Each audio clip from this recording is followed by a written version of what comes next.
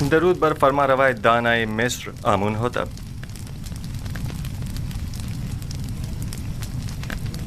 یوزارسیف قصر پوتیفار میں ایک طویل خدمت گزاری کے باوجود ابھی تک خداوند مصر کے مقابل تعظیم کرنا نہیں سیکھ سکے. شاید آپ لوگوں کے نزدیک جو مختلف نو خداؤں کی تعظیم کرتے ہیں، تعظیم کرنا ایک امر مسلم ہے، لیکن میں نے اب تک صرف اس خدائے واحد کی تعظیم کی ہے، اور امید کرتا ہوں کہ جناب فرما روا بھی میری اس عدم تعظیم کو عدم احترام شمار نہیں کریں گے. لیکن مصر کی شاہی اور درباری آداب کی روح سے یہ ایک بڑی بے ادبی شمار کی جاتی ہے. اگر جیسا کہ کاہن اعظم نے فرمایا آپ تعظیم کرنا جانتے ہوتے تو طبس کی خوبرو حسیناؤں کے آگے سر تسلیم خم کر دیتے اور یوں قید تنہائی تو نہ کاٹنی پڑتی.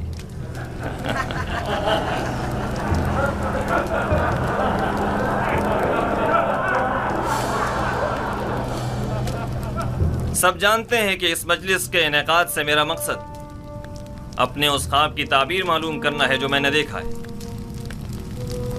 بلا شبہ مصر کے معمر اور ماہر و تجربہ کار معبر اب تک میرے خواب کی تعبیر اخذ کر چکے ہوں گے، حالانکہ اس جوان معبر یوزارسیف سے ہمیں اس کی کوئی امید نہیں، لیکن وہ خود اس آزمائش کی خواہش رکھتے ہیں.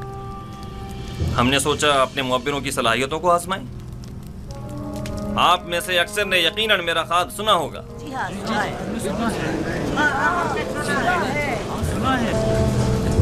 میں ایک بار پھر دہرانا مناسب سمجھتا ہوں.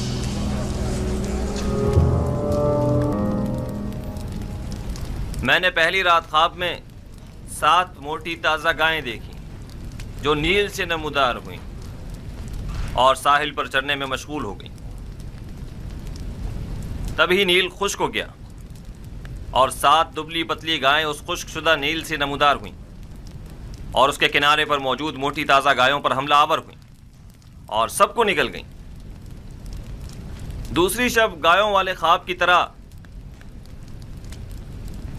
7 سبز اور ہرے بھرے گندم کے خوشوں والا خواب دیکھا جو کہ 7 زرد و خشک خوشوں کی وساطت سے خشک ہو کر بکھر جاتے ہیں.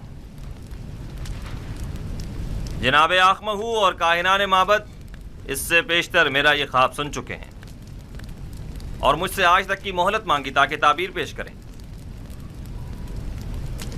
سو اب میں تعبیر جاننے کا منتظر ہوں.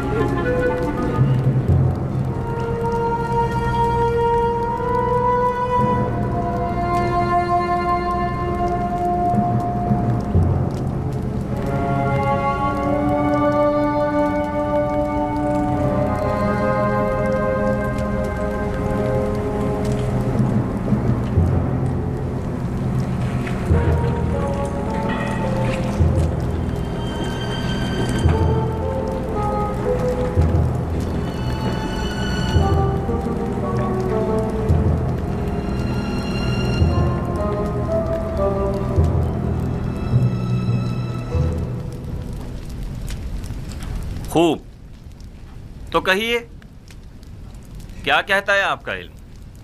ہم نے کافی تحقیق و جستجو کی، ستاروں اور کواکب کی چالوں کو جاننے کی کوشش کی، اسلاف کی ارواح سے بھی مدد طلب کی اور شیاطین کی بھی مدد مانگی تاکہ کسی نتیجے پر پہنچ سکیں، لیکن کوئی ایسا خواب نہیں جس کی تعبیر ہمارے بس میں ہو، لیکن جناب فرما روا کا خواب دوسرے خوابوں سے ذرا مختلف ہے۔ یہ ایک ایسا معمہ ہے جس کا کوئی حل نہیں، گویا ایسا قلعہ جو ناقابل تسخیر ہو۔ اس خواب نے تو ہمارے سارے منتروں کو باطل اور سحر و جادو کو بے اثر کر دیا ہے۔ ہم تمام معبروں کی کاوشوں کا محاصل محض یہ ہے کہ مصر کی قدیم قصے کہانیوں میں گائے سال سے تعبیر کی گئی ہے، بس اتنا ہی۔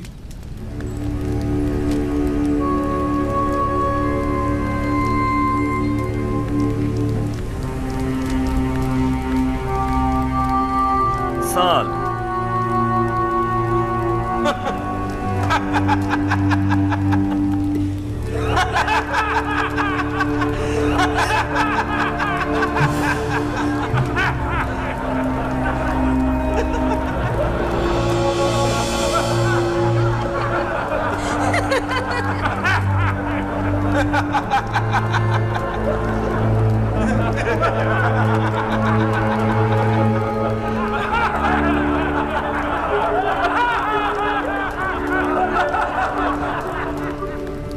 ملاحظہ فرمایا آپ نے، کھودا پہاڑ نکلا چوہا۔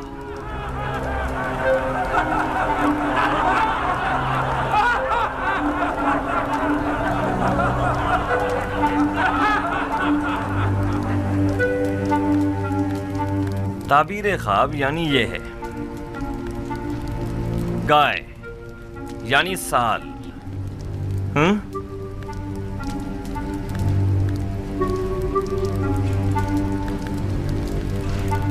ہاں تو یوزارسیف، آپ بتائیں آپ کی تعبیر کیا کہتی ہے؟ تعبیر نہیں عالی جناب، میں آپ کے خواب کی تعویل پیش کروں گا۔ تعبیر اور تعویل میں کیا فرق ہوتا ہے؟ تعبیر معبروں کے اندازوں اور خیالات پر مبنی ہوتی ہے اور اس کا صحیح ثابت ہونے یقینی نہیں، جبکہ تعویل روح کا عالم غیب سے اتصال کا نتیجہ ہوتی ہے، اور جو تعویل میں بیان کروں گا بلا شبہ وہ تحقق پائے گا، اور اس میں تغیر و تاخیر کی کوئی گنجائش نہیں ہے۔ آپ اتنے یقین سے کیسے کہہ سکتے ہیں یوزارسیف؟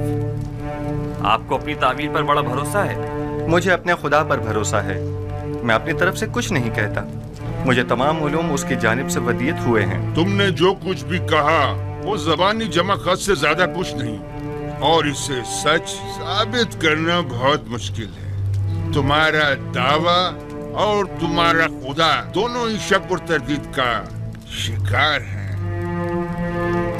اگر آپ اجازت دیں تو میں اس شک و ابہام سے پردہ ہٹا دوں اور اپنے پروردگار کی قدرت اور خواب کی حقیقت کو سب پر ثابت کر دوں۔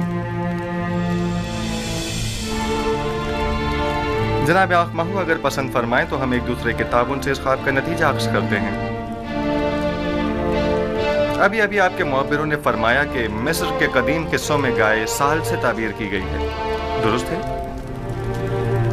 ہاں، یہاں تک تو صحیح ہے۔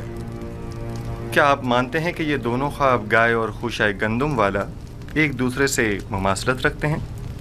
بظاہر ایسا ہی ہے۔ کیا ہرے بھرے خوشے فراوانی نعمت کی علامت اور زرد و خشک خوشے قحط و خشک سالی کی علامت نہیں ہیں؟ میرے ذہن میں کوئی اور تعبیر ہے بھی نہیں۔ ایسی صورت میں کیا ہمیں یہ نتیجہ اخذ نہیں کر لینا چاہیے کہ 7 سال فراوانی نعمت اور زرخیزی اور 7 سال قحط اور خشک سالی کے مصر کو درپیش ہیں؟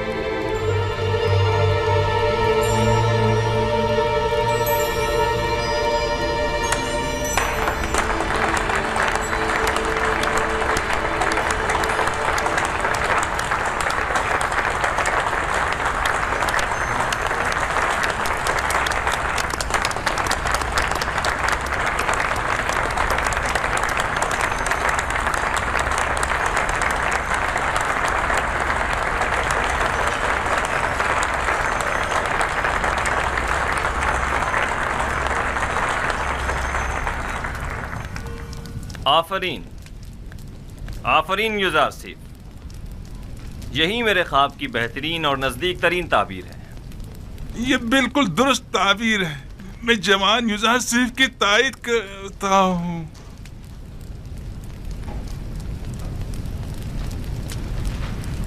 ملاحظہ فرمایا جناب آخمم، میں نے نہیں کہا تھا کہ یہ نااہل محض بلند و بانگ دعوے ہی کر سکتے ہیں یا پھر صرف اپنے الٹے سیدھے تصورات کے ذریعے ایسے مفروضے گڑھ سکتے ہیں جو خود ان کے کام بھی نہ آ سکیں۔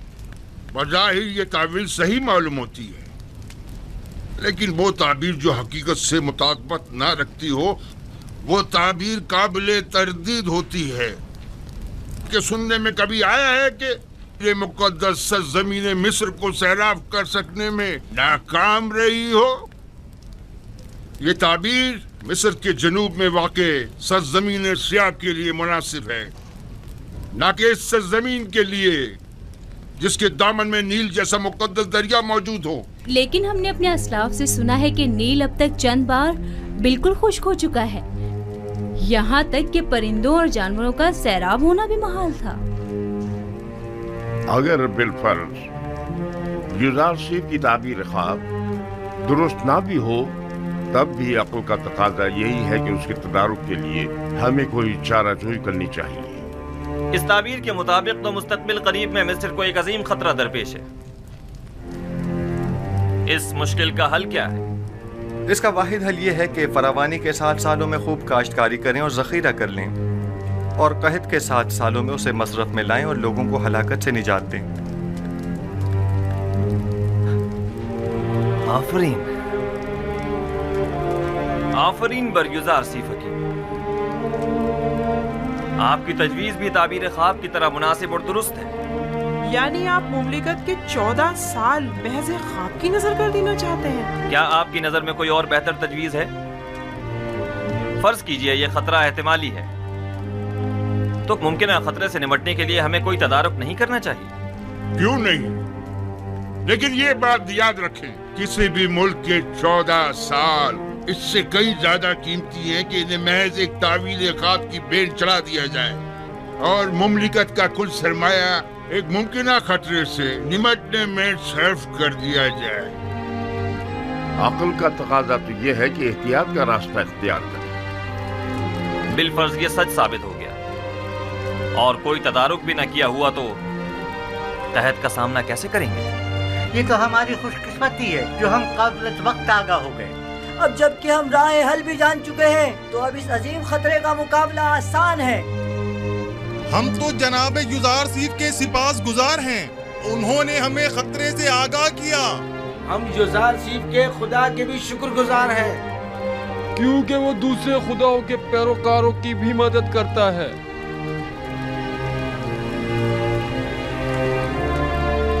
آپ سب یوزار سیف کی پاک دامنی اور بے گناہی کا واقعہ تو سن ہی چکے ہو، اور آج ان کے علم و حکمت اور فہم و فراست کا مشاہدہ بھی کر لیا۔ آپ نے یہ بھی ملاحظہ فرمایا کہ وہ علم تعویل خواب میں تمام مصری معبروں میں ممتاز ہیں۔ آج سے ہم انہیں اپنا امین قرار دیتے ہیں۔ آج سے یوزار سیف ہمارے نزدیک مخصوص مقام و منزلت اور وسیع اختیارات کے حامل ہوں گے۔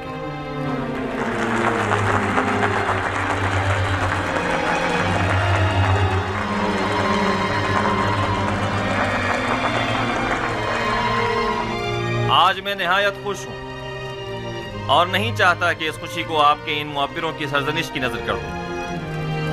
آج مصر کے خداؤں، کاہنوں اور معبروں کی کمزوری اور بے بسی سب پر آشکار ہو گئی، اور آپ نے دیکھا کہ خدائے آمون سے بڑھتر بھی کوئی خدا ہے۔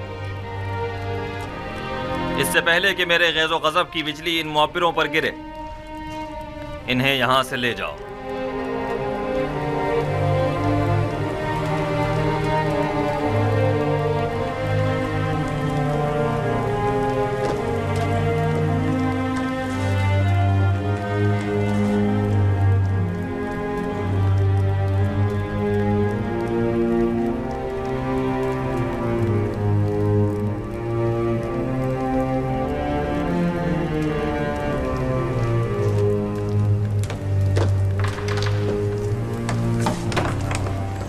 میرے خواب کی جو تعبیر یوزارسیف نے بیان کی ہے اس کے پیش نظر ہمیں ایک بڑے قحط کا سامنا ہے اور اس عظیم بحران پر بہتر طور قابو پانا ہوگا۔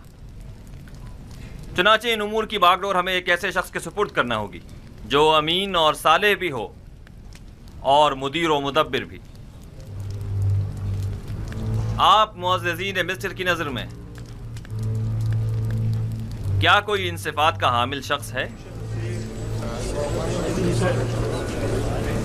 پوتیفار، ہاں وہی ان خصوصیات پر پورے اتر سکتے ہیں۔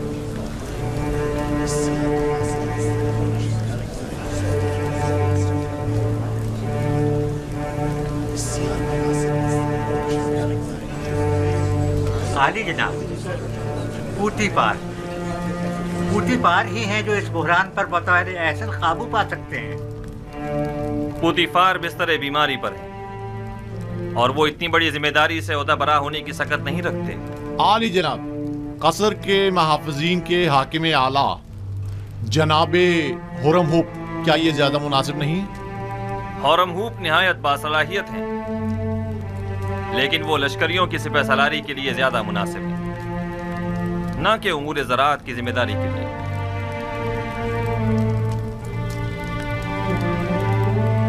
اے یوسف، یہ عظیم ذمہ داری آپ کے کاندھوں پر ہے، آپ اسے قبول کر لیں۔ ارادہ خداوندی یہ ہے کہ وہ مصر میں آپ کی حکومت قائم کرے۔ جناب فرمانروا، یہ ذمہ داری آپ مجھے سونپ دیجیے اور مجھے مصر کے وزیر خزانہ زرعی امور کے عہدے پر فائز کر دیجیے، کیونکہ میں نہ صرف لوگوں کے مال اور محصولات کے ذخائر کی بہتر طور پر حفاظت کر سکتا ہوں بلکہ مملکت کی فلاح و بہبود کے لیے کئی ایک سنجیدہ اور مدبرانہ اقدامات عمل میں لا سکتا ہوں۔ بلا شبہ آپ سے بہتر کون ہو سکتا ہے؟ مجھے یقین ہے کہ آپ یہ ذمہ داری بخوبی نبھا سکتے ہیں۔ آج سے میں ملک کے وزیر خزانہ کا عہدہ اور زرعی امور کی تمام تر ذمہ داری آپ کو سونپتا ہوں اور یہ اعلان کرتا ہوں کہ جناب یوزارسیف آج سے فرما روائے مصر کے مشیر خاص ہوں گے۔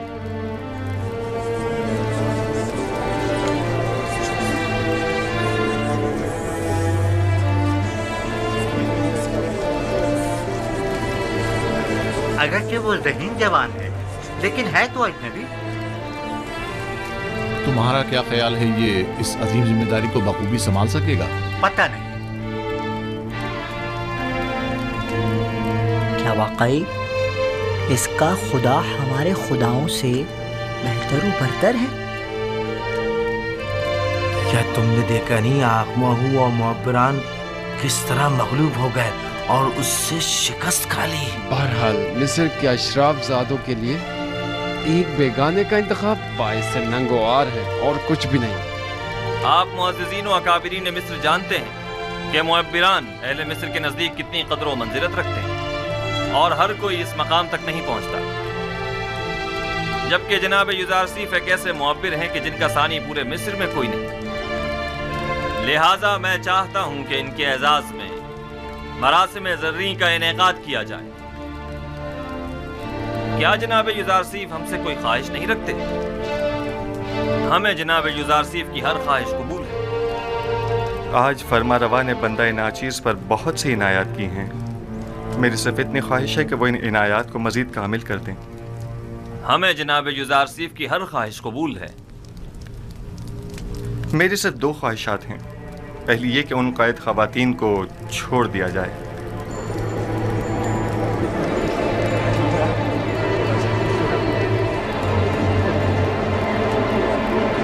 دوسری یہ کہ زندان زاویدہ کے قیدیوں کو آزاد کر دیا جائے۔ ان کے حسن سلوک اور اصلاح کی میں ضمانت دیتا ہوں۔ ہم نے زنان مصر کو آپ کی خاطر قید کیا تھا، آپ ہی نہیں چاہتے تو ٹھیک ہے، وہ آزاد کر دی جائیں گی، لیکن غالباً آپ بھول گئے ہیں کہ یہ زلیخا ہی تھیں کہ جن کی بدولت آپ کے کئی قیمتی سال زندان کی نظر ہو گئے۔ جی جناب فرمانروا، میں نے یہی کوشش کی ہے کہ بھول جاؤں۔ آپ کو کتنے ہی سال صرف زلیخا کی وجہ سے زندان میں گزارنے پڑے؟ وہ ایک خیانت کار اور ہوس پرست عورت ہے، اسے ضرور سزا ملنی چاہیے۔ میں انتقام جوئی کے لیے خلق نہیں ہوا ہوں. وہ جو دوسروں کے لیے بخشش اور رحمت کی سوغات لے کر آیا ہو وہ کبھی بھی اہل نفرت و انتقام نہیں ہو سکتا. ہمارا تو خیال تھا کہ آپ زلیخا اور پوتیفار سے سخت انتقام لیں گے. میں تو محض خود پر لگی تہمت مٹانا چاہتا تھا. میں نہ صرف یہ کہ ان کی قید و سزا کا خواہشمند نہیں ہوں بلکہ تمام بے گناہ قیدیوں کی آزادی کا بھی طلبگار ہوں. زاویرہ کے قیدیوں کی آزادی کا تقاضا کرنا درست نہیں، وہ نہایت خطرناک ہیں اور مصر اور آمون سے مخالفت رکھتے ہیں. ان کے جرائم کی فہرست میں حکومت سے غداری بھی شامل ہے. میں نے برسوں ان کے ساتھ زندگی گزاری ہے اور ان کے کردار اور رفتار کی اصلاح کی ضمانت دیتا ہوں. وہ اب پہلے جیسے قیدی نہیں رہے. آپ صاحب اختیار ہیں. آج سے آپ کوئی بھی فرمان جاری کرنے کا اختیار رکھتے ہیں. اپنے کسی بھی ارادے کو عملی جامہ پہنانے کے لیے مامورین کو حکم صادر کر سکتے ہیں. حکم دیجئے کہ انہیں آزاد کر دیں. سپاس گزار ہوں عالی جناب.